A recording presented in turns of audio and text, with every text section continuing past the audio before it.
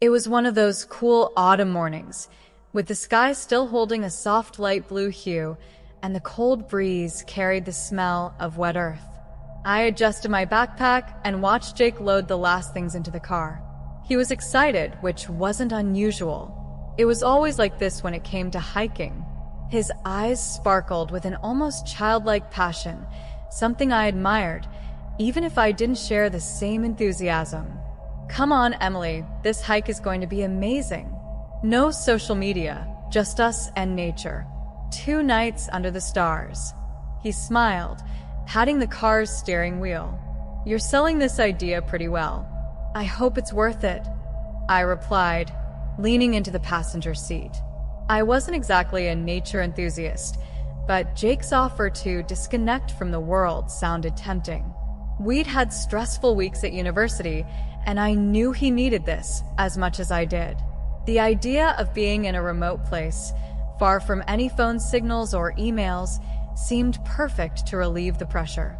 The road to the reserve was winding, lined with tall pines, almost suffocating in their density. With each turn, the air felt colder, and the sunlight filtered through the branches, creating shadow patterns dancing on the asphalt. The trail Jake had chosen wasn't on the tourist radar, which was exactly what excited him: the isolation, the untouched nature of the place.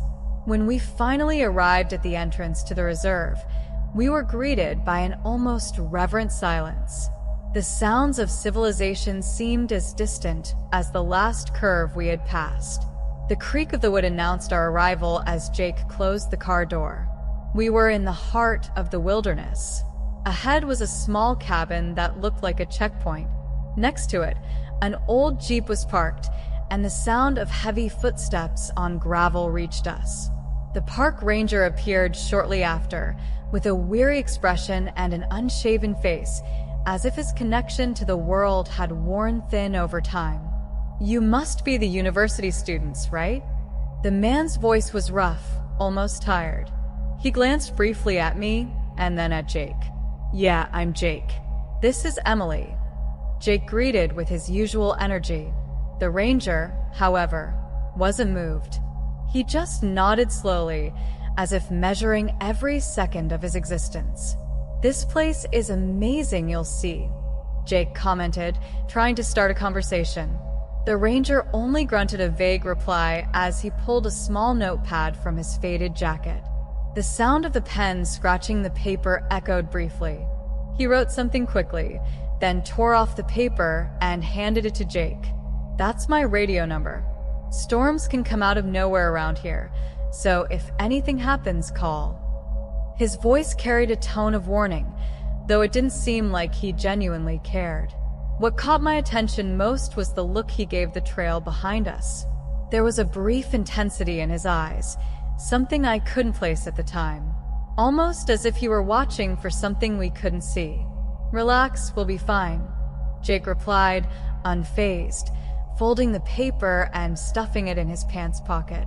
The idea of a storm didn't seem to shake his confidence. As the ranger shuffled away, dragging his feet on the gravel, Jake turned to me with a wide smile. "Ready?" I shrugged. "As ready as I'll ever be." The trail was more beautiful than I expected. The silence around us was almost therapeutic. Only the sound of leaves and our footsteps on the dirt filled the space. Sunbeams pierced through the tree canopies, casting a play of light and shadow on the ground. The vegetation was dense, with trees so tall we could barely see their tops. As we moved forward, I started to feel something strange. It wasn't fear, not yet, but an unsettling sensation of being watched. From time to time, I would turn abruptly, only to see more trees, leaves swaying in the gentle wind, and a calmness that bordered on eerie. I didn't want to mention it to Jake. He was so excited, and I didn't want to ruin the moment.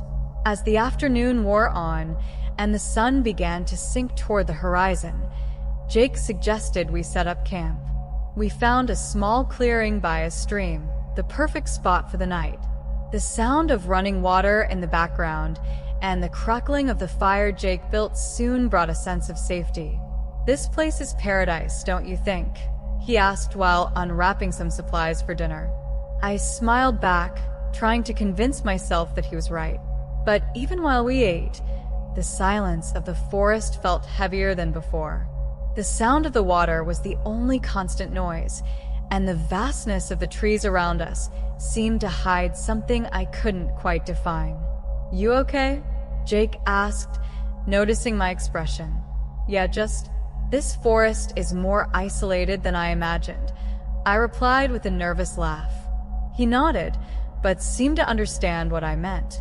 Night fell quickly, and as the moon appeared, partially hidden by the clouds, a cold breeze began to blow. Jake was already in his sleeping bag, and I did the same.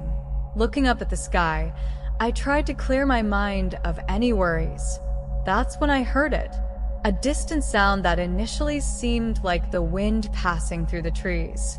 But there was something else, something almost human in the way the sound echoed through the forest. It was a whisper, or maybe my mind was playing tricks on me. I turned over, closing my eyes tightly, trying to push away any uncomfortable thoughts. But deep down, I knew this forest was far from the paradise Jake imagined, and whatever awaited us in the coming hours, under the veil of that perfect trail, would be nothing like a simple adventure in nature. The next morning arrived with a cold breeze and a clear sky, but there was an uneasiness in the air that I couldn't ignore. Jake was already up, packing up the campsite, excited for another day of exploration. His enthusiasm, though contagious, couldn't shake the strange feeling that had surrounded me since the night before.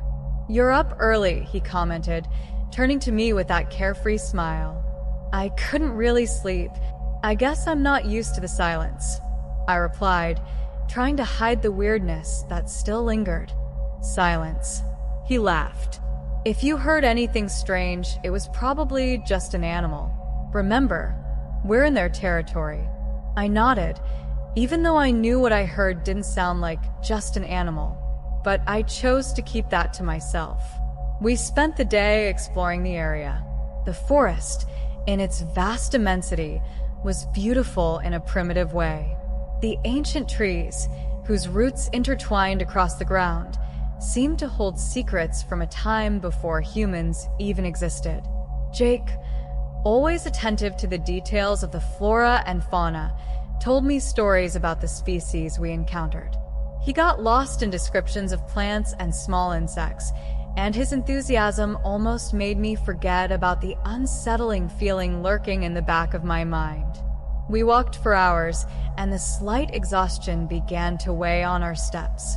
The sun, which had been shining brightly, began to hide behind dark clouds that suddenly appeared.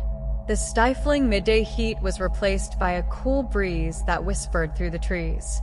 "A storm's coming," I said, more as an observation than anything else. Jake looked at the sky, now covered by a thick layer of clouds. "Yeah, I think it's a good idea to set up camp earlier today. I don't want to risk getting caught in a storm," he replied, already scanning the area for a suitable spot. We found a clearing near a small stream, a bit smaller than the one from the day before, but enough to pitch the tent. The constant sound of the flowing water brought a momentary sense of peace, and while Jake set up camp, I began walking along the edge of the forest, just observing the trees that seemed to surround us like walls. That's when I saw it. At first, I thought it was an illusion, a play of shadows caused by the dwindling daylight. But there was something there, something small, moving between the trees. I froze for a few seconds, forcing my eyes to adjust to the growing darkness. It was low, almost at ground level, and seemed to twist strangely, like a wounded animal. "Jake," I called, my voice trembling more than I intended. He was focused on driving the tent stakes into the ground and didn't hear me immediately. I stepped a little closer, trying to get a better look at whatever it was between the trees. The movement was erratic, too quick to be a common animal, but too small to be an immediate threat. Part of me wanted to go over there and find out what it really was. Another, more rational part told me to step back, to ignore it. I took a step back, deciding not to give in to my curiosity. Emily, what's wrong? Jake finally noticed my fixed gaze in the direction of the forest. I thought I saw something moving between the trees, I replied, turning to him. But it must have been an animal. Jake looked in the same direction for a moment, then shrugged. Probably a squirrel or something. We're in the middle of the forest. They're everywhere. I wanted to believe him, but there was something strange about the way it moved. It wasn't a squirrel. It didn't move like one. As the afternoon turned into evening, the sky became a dark smear, and the wind, which had been a gentle breeze, now blew harder. The sound of the swaying trees grew louder, creating a disturbing symphony around us. The camp was set up, the fire lit, but the feeling of uneasiness wouldn't leave me. The wind seemed to carry whispers, or at least it felt that way. I looked into the darkness of the forest surrounding us and felt like it was alive, watching. From time to time, I found myself staring at the same spot where I'd seen the movement earlier, expecting something to emerge from the shadows. But nothing happened. You okay? Jake asked, sitting by the fire, cooking some sausages in a small pan. Yeah, I lied. Just tired. I tried to divert my thoughts, focusing on the food and the warmth of the fire, but that feeling of being watched seemed to grow as the night wore on. Jake, as always, tried to keep the mood light, talking about university, plans for future hikes, and occasional jokes that managed to force a few smiles out of me. When we finally decided to lie down, the wind was already howling through the trees, and the first raindrops began to fall, spreading like cold fingers across the tense fabric. The storm was near. Lying in my sleeping bag, I tried to concentrate on the sound of the rain, which was now falling harder. But just like the night before, that discomfort remained. The wind seemed to bring voices, indecipherable whispers that mingled with the sound of the raindrops hitting the tent. Emily? Jake whispered beside me, already half asleep. Yeah, I answered. Do you think the rangers seemed strange? The question caught me off guard. Not because I hadn't noticed something odd, but because Jake rarely paid attention to that kind of thing.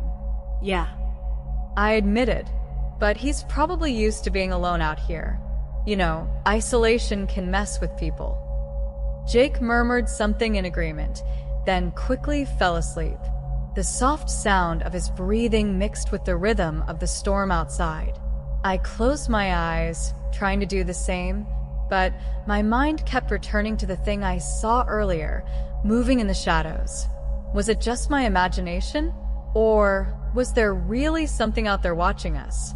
The rain grew heavier, pounding the tent with intensity, and the wind seemed determined to tear the tent from the ground. I tried to close my eyes and let the exhaustion take over. But the last thing I felt, before finally falling asleep, was the impression that we weren't alone out there. Sleep was abruptly interrupted. At first, I thought it was the rain. The drops falling on the tent had intensified during the night, as if the sky was pouring its fury down on us. But soon I realized it wasn't just that. There was another sound, more subtle, mixed with the wind and the water streaming down the tent. Something that shouldn't have been there. I stayed still, trapped between sleep and wakefulness, trying to convince myself it was just my imagination. But the sound continued. It was like scratching, a slow, rhythmic scraping against the ground outside the tent, as if something was exploring the terrain with long, thin fingers, feeling the soil in search of something. My breathing quickened, and no matter how much I tried to remain silent, I knew that at any moment I could let out a sound of pure panic. I lay there, frozen, my ears focused on that persistent scratching. The wind, which once seemed like a relief amid the oppressive environment, now amplified the tension, turning every gust into a muffled scream. The thing outside moved again, the sound now closer to the entrance of the tent. I closed my eyes, as if that would be enough to protect me from whatever was out there. Jake was still asleep beside me, his breathing slow and steady, completely unaware of what was happening. I wanted to wake him, but my body refused to move. I was frozen, trapped in the terrifying anticipation that, at any moment, something might tear through the fabric and invade our safe space. The scratching stopped suddenly. I had the feeling that time froze along with it. There was no more sound of rain, nor the wind. Everything was wrapped in a suffocating silence. I strained my ears, waiting for some sign of movement, some clue of what was happening. Then I heard it, a soft sound, like something or someone crawling through the mud toward the tent. The noise was slimy, repulsive. I tried to take a deep breath to control the panic, but the sense of imminent danger tightened in my chest. Finally, something brushed against the tent's fabric, right next to where I was lying. The material stretched slightly, and I felt a coldness pierce through my body. There was definitely something there, and it wasn't an ordinary animal. The sound of breathing, low and raspy, accompanied the slow movement circling the tent. Whatever it was close, perhaps just inches away from me. I don't know how long I lay there, motionless, listening to the sound gradually moving away.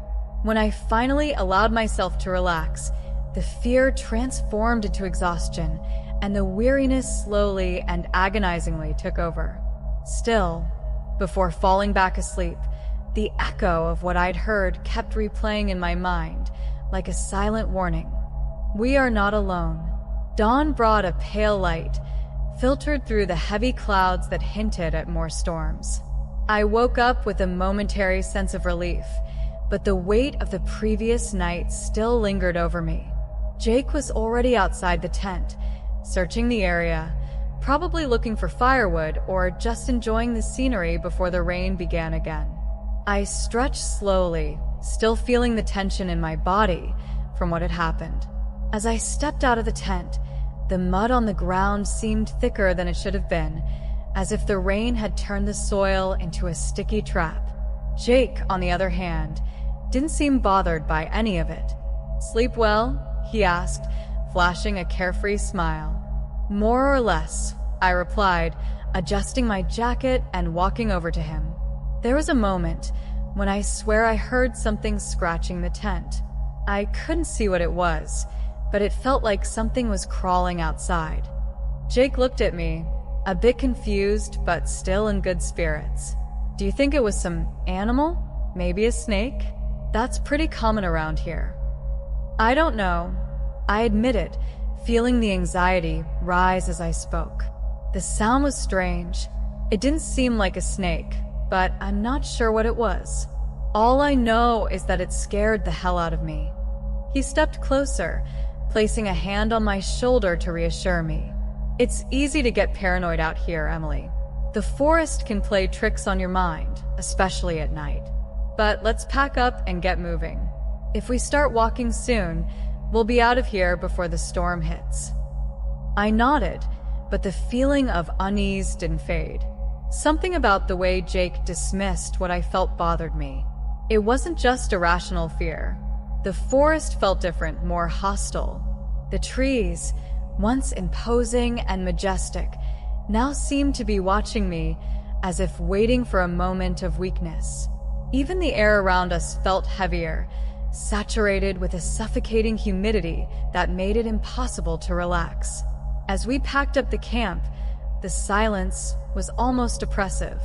The wind that had howled during the night was now absent, leaving only the muffled sound of our movements and the occasional distant rustle of leaves. Jake said nothing more about what I heard, but I noticed he was different. His eyes, once full of life and curiosity, now seemed slightly more tense, as if he too was beginning to feel the weight of this place. He was trying to stay calm for both of us, but as he folded up the tent, His movements were quicker, as if he wanted to finish and leave as soon as possible. I wasn't imagining things. Jake felt it too. As I lifted my backpack off the ground, I heard a sound. Far away, coming from the direction of the trail we were about to take. Something like a snap, followed by a low, continuous noise, almost like a distant moan. I stopped immediately, trying to listen better, but the sound disappeared as quickly as it had come. "Did you hear that?" I asked, looking at Jake. He hesitated for a moment before answering. "I heard, but it's probably the wind. It's going to rain again. Let's hurry." But it wasn't the wind. The weight of that ominous feeling seemed to grow with each passing minute, and the sky, once just cloudy, now looked like it was about to swallow us. The dark clouds were moving quickly, and the sense that something was lurking, something that didn't belong to this world, became harder to ignore. Jake took one last look around before adjusting his backpack. "Let's get out of here before the storm catches us." The wind started to pick up shortly after we left the clearing. The trees, which had seemed to watch us in silence, now swayed violently, like restless giants. The dark clouds in the sky gathered quickly, hiding any trace of sunlight, and the distant sound of thunder echoed through the mountains, reverberating through the forest. Jake quickened his pace ahead of me, not saying much, but I could sense the urgency in his movements. Each time a stronger gust of wind blew past us, I had to fight to keep my balance. My heart was racing, and the tension between us was palpable. The storm wasn't just approaching, it was about to engulf us. "We need to find shelter soon," I said, raising my voice to compete with the growing sound of the wind. Jake nodded, looking up at the sky with concern. "If we keep this pace, we might make it back to the car before the worst of it hits." But something in the back of my mind told me we wouldn't make it. Time was against us. The trees swayed as if they were alive, and the sound of rustling leaves and branches seemed to form a constant whisper. There was no more calm, only the feeling that the forest was shifting, becoming hostile, and we were intruders in its territory. We walked for a few more minutes, and the first bolt of lightning streaked across the sky, briefly illuminating the shadows around us. That's when I saw it. "Jake, look," I shouted, pointing to the right side of the trail. There was a small opening between the trees, almost hidden by the dense vegetation, but at the far end, I could make out the outline of a structure. Something made of wood, old, almost lost in the overgrowth. It looked like a cabin. Jake stopped, trying to see what I was pointing at. "Do you think it's safe?" "It's our only option before the storm really hits," I replied, already feeling the first heavy raindrops hitting my face. The storm wasn't going to wait for us. Without a second thought, we started running toward the side trail that led to the cabin. The sound of thunder grew louder, now accompanied by lightning that streaked across the sky. The rain poured down in full force, and the ground quickly turned into a slippery mass of mud. The vegetation around us seemed denser and more closed in, making it harder to run. That's when I heard a muffled cry behind me. Jake had fallen. I immediately turned around and saw him lying in the mud, struggling to get up. The torrential rain made it seem like the ground was liquefying beneath our feet. I ran to him, my heart racing, and extended my hand to help him up. "Are you okay?" I shouted, with the rain soaking my hair and streaming down my face. "Yeah, just tripped," he murmured, pulling himself up with my help. But when he looked at what had caused his fall, his expression changed. Jake frowned and stood still for a moment, staring intently at the ground. There, half buried in the mud and entangled in twisted roots, something stood out. At first, it looked like just a thick tree root, whitened by the moisture. But as he wiped away some of the mud with his hand, I saw clearly what it was. It wasn't a root. The object had an elongated, bony shape, with an irregular and dirty texture, but the structure was unmistakable, a human bone. What had tripped him wasn't just part of the vegetation or a fallen branch. It was the remains of someone, half buried and forgotten there. Is that a bone? My words came out trembling, almost drowned by the sound of the rain and the rising terror. Jake looked at me, his eyes wide, as if trying to process what he was seeing. It can't be. It must be from some animal, but his voice was uncertain, shaky. I knew what he was thinking because I was thinking the same thing. That wasn't an animal bone. It was human, or at least it seemed to be. The wind howled around us, as if the forest had realized what we'd found and was trying to drive us away. Every second we stood there seemed to draw us closer to something we couldn't understand. I pulled Jake by the arm, and we started running again toward the cabin, now with terror hammering in our heads. Each step felt harder than the last, with the mud sticking to our boots and the shadows of the trees closing in around us. The sound of the rain and thunder was deafening, but somehow, the silence inside me was even more terrifying. Discovering that bone had changed something. I felt like the forest knew we were there, that we had uncovered something that should have remained buried. Finally, we saw the cabin. It was covered in moss and partially hidden by the trees, as if it had been part of the forest for centuries. The windows were dark, and the rotting wood gave the impression that the structure was on the verge of collapsing. Still, it was the only shelter we had. Jake ran to the door and pushed it hard. It creaked, slowly opening to reveal a dark, damp interior. I quickly followed him inside, and as soon as we were in, Jake slammed the door shut, as if that would be enough to protect us from whatever was out there. The cabin was almost empty, except for a few broken pieces of furniture and a stone fireplace in the corner. The air was heavy, filled with the smell of mold and moisture, and the sound of the rain drummed on the roof, creating an irregular rhythm that seemed to echo in our nerves. I turned to Jake, still out of breath. That was a human bone, Jake. We need to get out of here as soon as the storm passes. Inside the cabin, the torrential rain beating on the old roof was so loud it felt suffocating. The air was damp, almost claustrophobic, and the smell of rotting would mix with the mold that clung to the walls. The shadows created by the few beams of light filtering through the dirty windows gave the place an even older, more decayed appearance. I had never seen such a small space feel both vast and oppressive at the same time.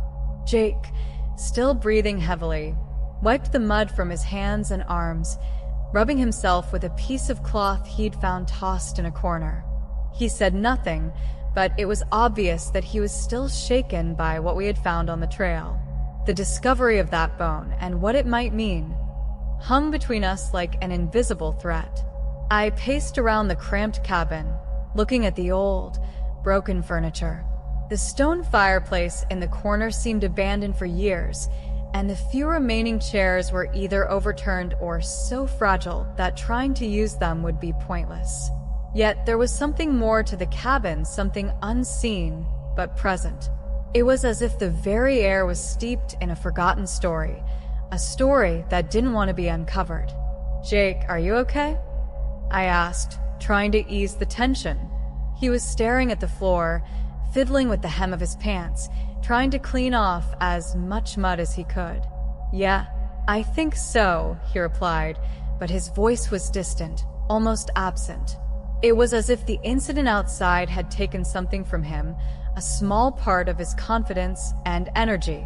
I approached a window, trying to look outside, but the dirt on the glass distorted the view. All I could see was a gray blur of rain falling hard. The wind howled violently, bending the trees at odd angles, and the constant sound of raindrops on the roof only intensified the feeling of isolation. Jake, who had his back to me, suddenly stopped cleaning himself and stood completely still, as if something had grabbed all of his attention. He stared intently outside, through one of the windows facing the clearing where he had fallen. Emily, he whispered, his voice tense. Come here, now. My heart leapt in my chest. I rushed over to him and looked outside, following his gaze. At first, I thought it was the same blurred vision as before, a mix of mud, fallen leaves, and rain turning the ground into a sea of filth. But then I saw it. Something was emerging from the mud. It took my brain a few seconds to process what was in front of me, but it was unmistakable. An arm. A human arm, motionless, rising from the mud exactly where Jake had tripped earlier. It looked frozen in time, with the fingers slightly curled upward, as if it were trying to crawl out of an improvised grave. The skin, or what looked like skin, was pale with a grayish tone, almost like stone. The arm didn't move, but its presence was completely unnatural. It can't be. I murmured, feeling panic rise up through my body. That's what made me fall, Jake said, his voice trembling. I thought it was a root, but we were right. It's human. I wanted to say something, anything that might rationalize what we were seeing. Maybe it was an illusion caused by the rain, a strangely shaped piece of wood, or some other bizarre trick of nature. But it was too real. Something was wrong with that forest, and it felt like we were at the center of it. Jake stepped away from the window, running a hand through his sweat and rain-soaked hair, visibly disturbed. Emily, this doesn't make sense. Maybe it's the body of someone who died here a long time ago. The rain could have unearthed it. My words came out forced, as if I were desperately trying to believe the explanation I was giving.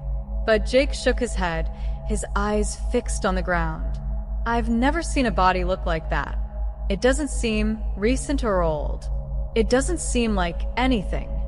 Something was wrong with the very atmosphere around us. The sound of the storm, which should have been comforting, now felt like a warning.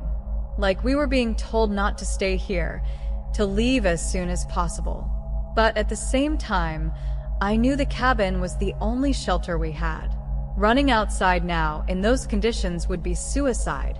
Maybe it's just the mud covering it. The shape might be distorted. We're exhausted, scared. We could be seeing things.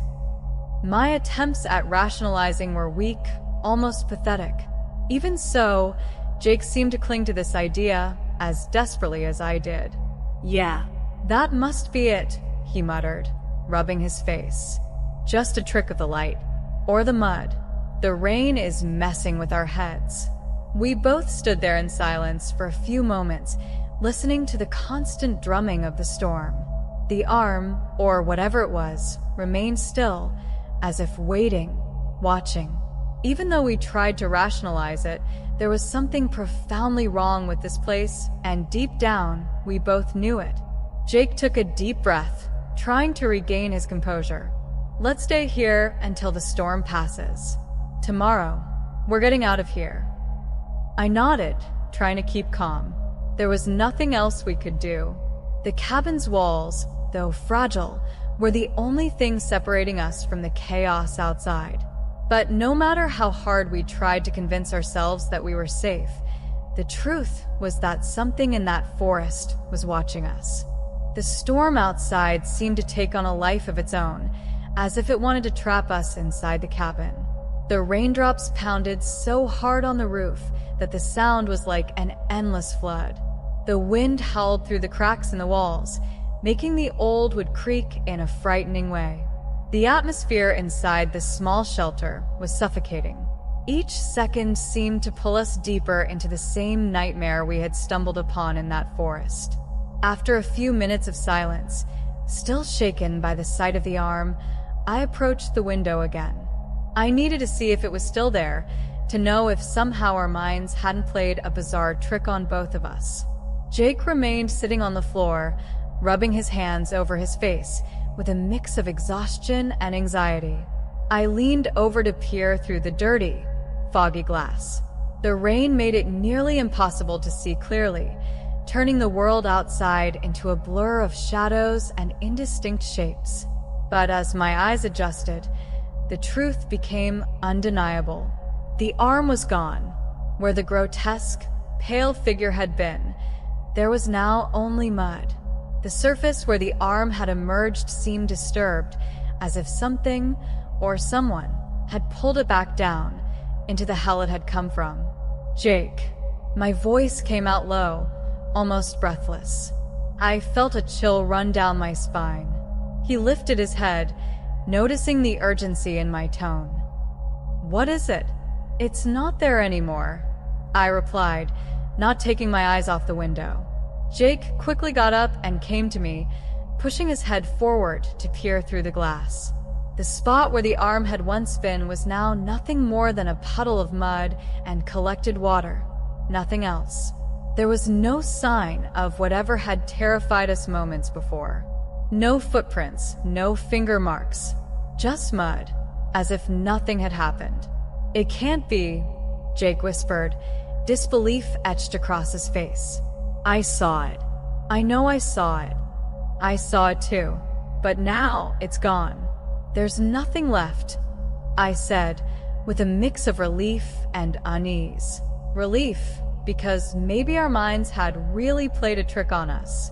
But the unease told me this wasn't over. That forest, that cabin, everything seemed to want to swallow us whole. Jake backed away from the window, his hands trembling. He looked down at the floor, processing what he had just seen, or rather, what was no longer there. "Emily, this doesn't make sense." He shook his head, still incredulous. "First an arm, then it disappears without a trace. None of this makes sense." I knew he was trying to find a logical explanation for everything, but at that moment, logic seemed to have abandoned that place. The trees that once felt so welcoming now appeared to bend over us, as if watching our every move, waiting for something. There was a force there, something invisible but tangible, keeping me in a constant state of alert.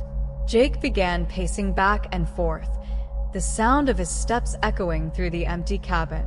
Maybe the rain shifted the mud.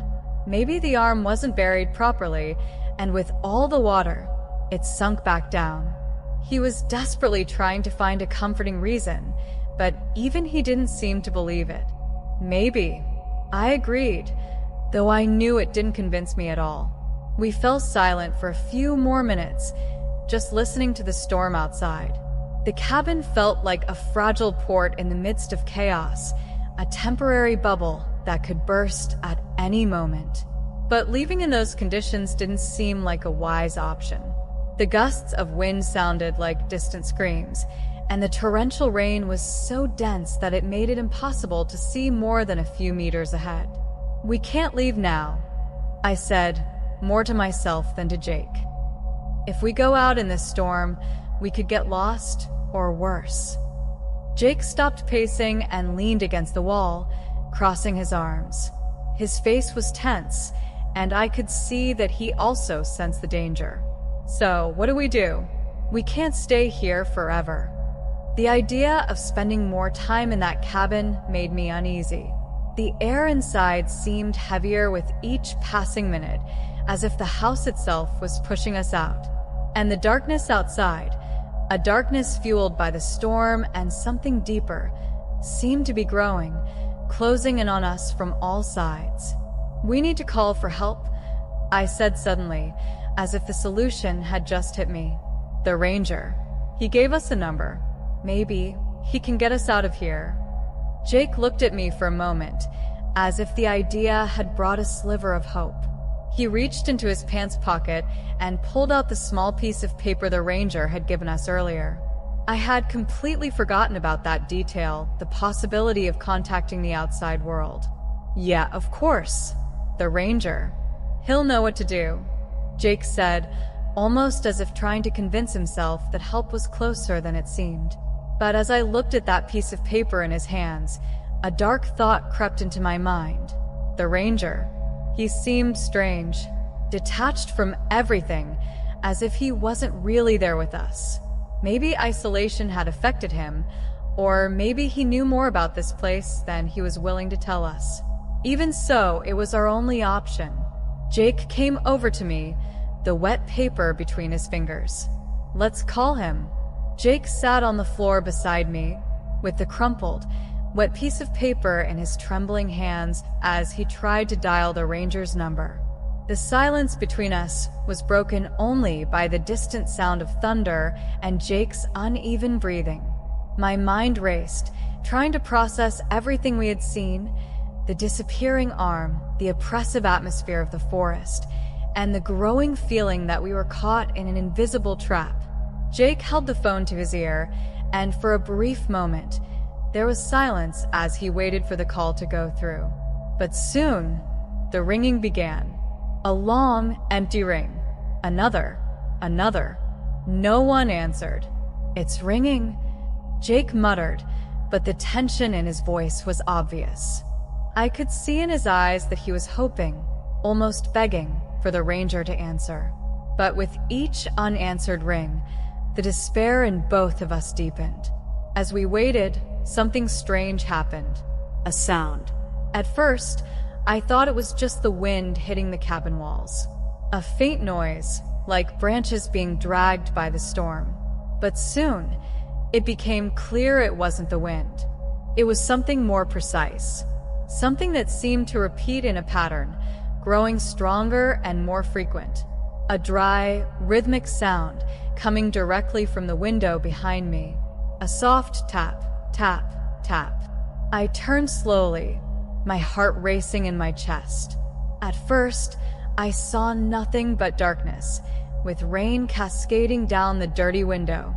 But as my eyes adjusted to the dim light, I saw something that made my blood run cold. A pale shape, a grayish blotch in the middle of the mud and water. A hand.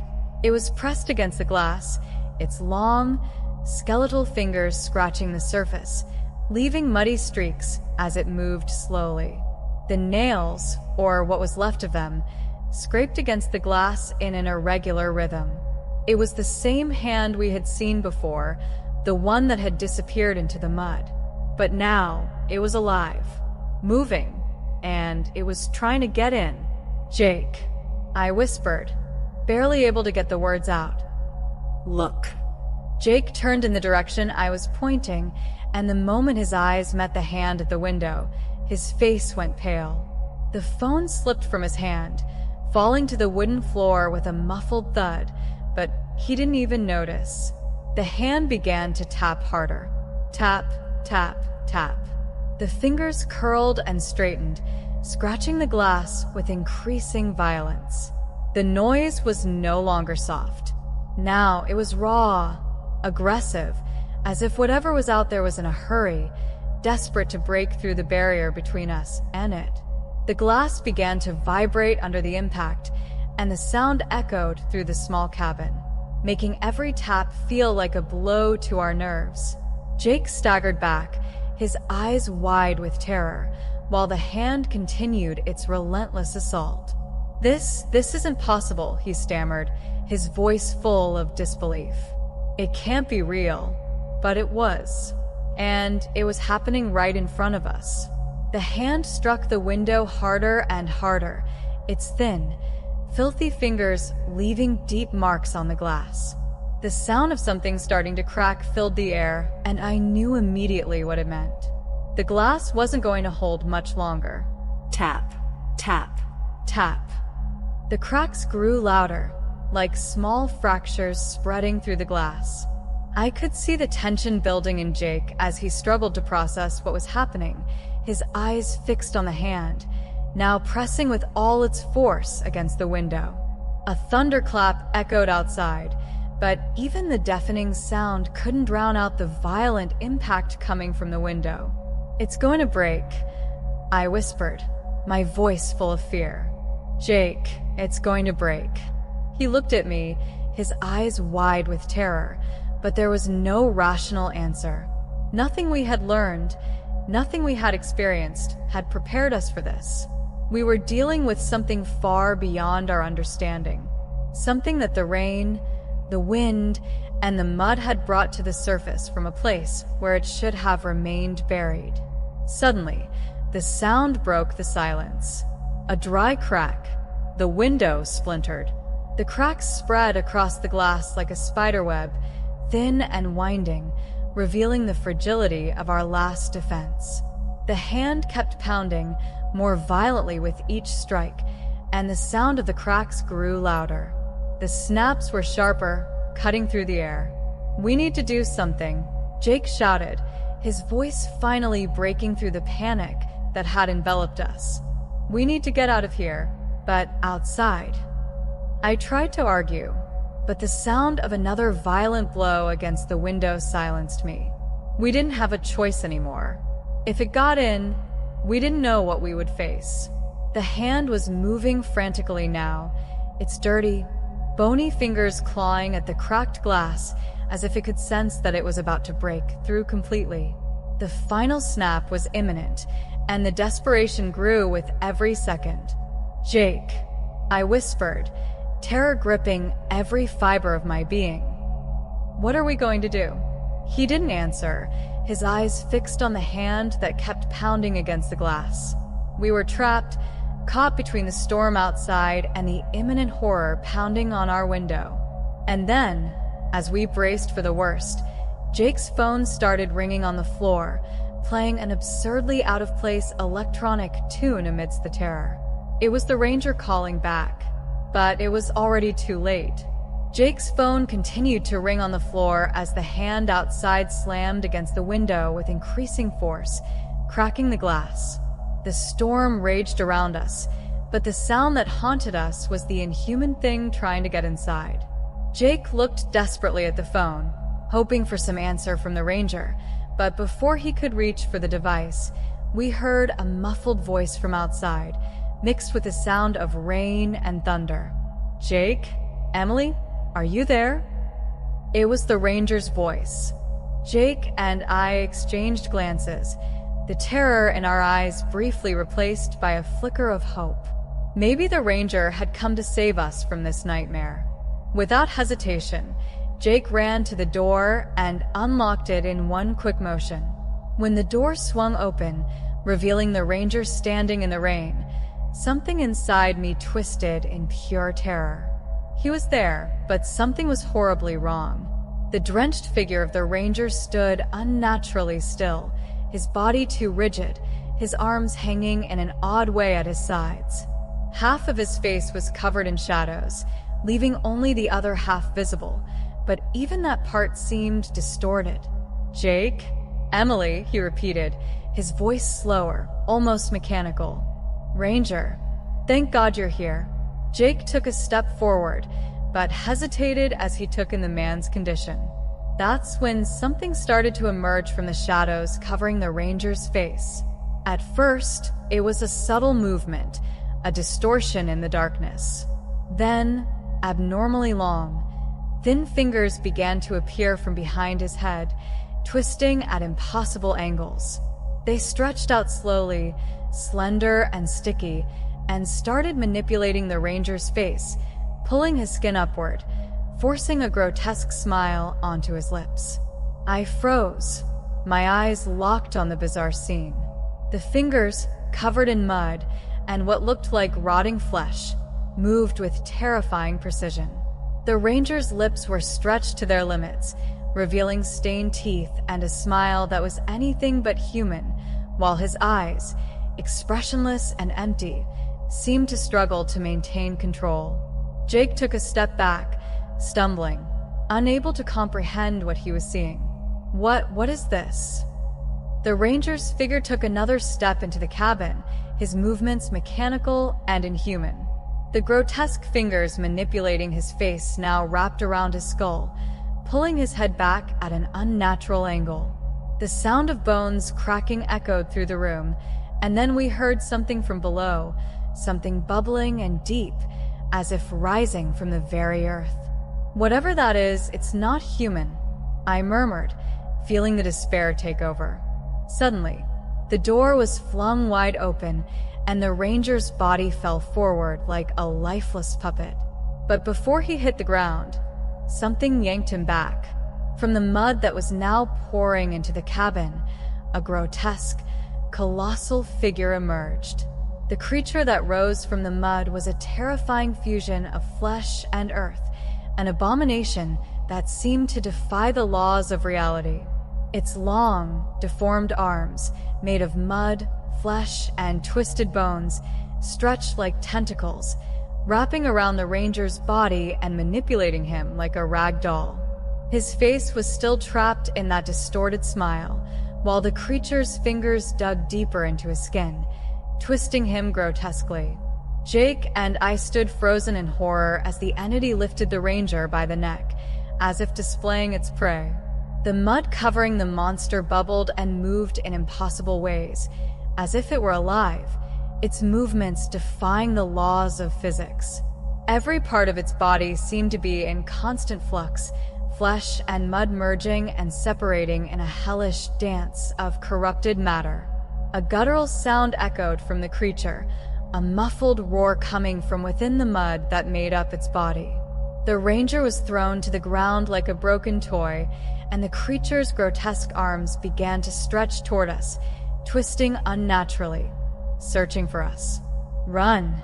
I screamed, grabbing Jake's arm and pulling him away from the door. We ran toward the back of the cabin, but it was as if the very ground was betraying us. The mud had started seeping through the walls like an unstoppable tide. The floor groaned under our feet as the ground began to sink, being swallowed by the viscous muck that was overtaking the place. "We have nowhere to go," Jake shouted, looking desperately at the walls trembling under the force of the advancing mud. I looked around, trying to find an escape, but there was nowhere to run. The entire cabin was being consumed, its wooden walls creaking and collapsing under the weight of the rising mud. It was as if the earth itself was rebelling against us, pulling us into its depths. The creature advanced, its grotesque arms dragging along the floor, leaving trails of mud and destruction. Its movements were disjointed, as if gravity itself was being ignored. Each time it moved, the ground around it sank further, swallowing everything it touched. Jake and I huddled against the back wall, desperation overtaking us. There was no escape. The monster drew closer, and the cabin was on the verge of being completely consumed. I could feel the cold, damp mud rising around my feet, and the stench of rotting earth filled the air, suffocating and oppressive. The ground shook violently, and the cabin's roof began to crack. Mud was everywhere now, climbing up the walls and seeping through the cracks in the ceiling. The monster closed in on us, its deformed arms outstretched, as if it wanted to drag us into the same fate as the ranger. "Emily, we're going to die here," Jake whispered, his voice breaking with terror. I looked at him, fear consuming every part of me, but something inside me refused to accept it. We couldn't end here, swallowed by the mud like the bones we found earlier.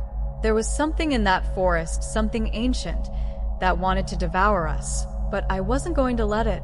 The last thing we saw before the cabin collapsed was the creature reaching its misshapen hand toward us, its empty eyes reflecting the darkness of the earth from which it had emerged. And then, the roof gave way, and we began to be swallowed by the mud. As the mud started creeping up my legs, pulling me down, it felt like everything was unraveling. The stench of rotten earth, the sound of the cabin collapsing under the weight of the muck, and the creature's empty eyes fixed on us, it all seemed to dissolve into a suffocating, relentless darkness. But then, something pulled me upward. A firm hand, a muffled shout. It was Jake. "Emily, get up. Let's go."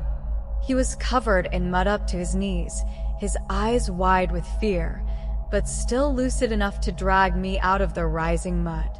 The ground trembled beneath our feet as the cabin around us collapsed, swallowed by the swamp that had risen like a hungry maw. With one last effort, we threw ourselves out of the cabin, stumbling and sliding in the mud that had already begun to engulf what was left of the place. All around us, the storm continued to howl, but the sound of the cabin crumbling and being sucked into the ground was deafening. We ran without looking back, slipping between the trees and fighting against the mud that seemed determined to hold us down. The forest, now a chaos of shadows and torrential rain, closed in around us, but ahead, a flash of light. The ranger's vehicle. The Jeep. Jake shouted, pointing to the car that was still running. The driver's door was open, as if the ranger had left the engine running before being taken by the creature. Without thinking, we ran toward that beacon of hope in the middle of the chaos. When we reached the vehicle, Jake leapt into the driver's seat, and I practically threw myself into the seat next to him, my entire body trembling with exhaustion and fear. Jake slammed the door shut and hit the gas, the tires spinning in the mud before gaining traction. With a jolt, the Jeep pulled away from the cabin. As we sped down the muddy, uneven trail, the sound of the storm began to fade, but something compelled me to look back. And that's when I saw it. The cabin was sinking, as if it were being devoured by the earth, the mud rising up its walls, covering everything in its path. But what truly froze me with fear was the head of the creature. It emerged from the depths of the mud, its misshapen, grotesque form standing out against the darkness and the storm. Its black, empty eyes stared directly at me, as if it could see through the distance between us and peer into something much deeper within me. There was no real face, just the impression of dark slits where the eyes should have been, but the power of that gaze paralyzed me for a brief second. Even as the car sped through the forest, I felt like it was watching us, silent, but aware of every move we made. "Emily, don't look back," Jake muttered, his eyes fixed on the road ahead, his hands trembling on the steering wheel. I turned slowly, my heart pounding in my chest. It was as if, at that moment, I understood that this wasn't over. That thing, that entity, had marked us somehow. It had let us leave, but it wasn't done with us. The road ahead grew more familiar as we left the forest behind. The sound of mud crunching under the tires diminished as the ground became more solid, but the silence inside the Jeep was unbearable. There were no words for what we had just witnessed. The car engine hummed with a monotonous sound, contrasting with the storm that was beginning to dissipate behind us. Jake kept his eyes on the road, but I could see the tension in his expression. His hands were still gripping the steering wheel, his knuckles white from the pressure. His face, smeared with dried mud and sweat, seemed incapable of processing what we had just experienced. I couldn't think clearly either. It was as if reality had been torn apart, and what remained were fragments of an impossible nightmare. We drove for hours. The silence between us was heavy, almost suffocating.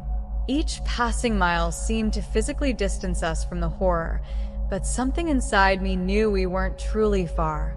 The forest, the mud, the ranger, they were etched in our minds, trapped somewhere we couldn't simply leave behind on the road. From time to time, I glanced at Jake, hoping to see some sign that he might say something, anything, to break the silence. But he just kept going, eyes locked on the road, never looking away, never loosening his grip on the wheel. I wanted to speak, to ask him what he had seen, what he was thinking, but the words wouldn't come. All I could think about was the image of the cabin being swallowed by the earth, and those eyes, those cursed empty eyes, staring at me from within the mud. When we finally saw the first signs of civilization, lone streetlights and distant houses, the weight in my chest eased a little. Jake slowed the Jeep as we entered a small town at the end of the road.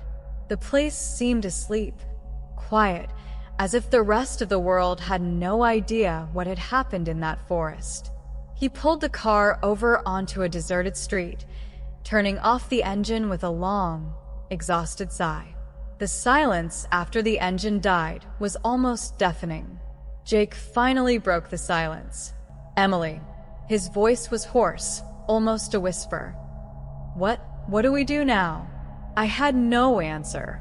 There was no way to explain or understand what we had just been through. There was something in that forest that was older and darker than anything we could have imagined. Something that should never have been disturbed. Whatever it was, it's still there, I said, my voice trembling. But we got out. We made it out. Without another word, we both sank into our seats, trying, in vain, to process the horror we had witnessed. The monster, the mud, the ranger. It all felt like a distant memory, yet far too vivid to forget.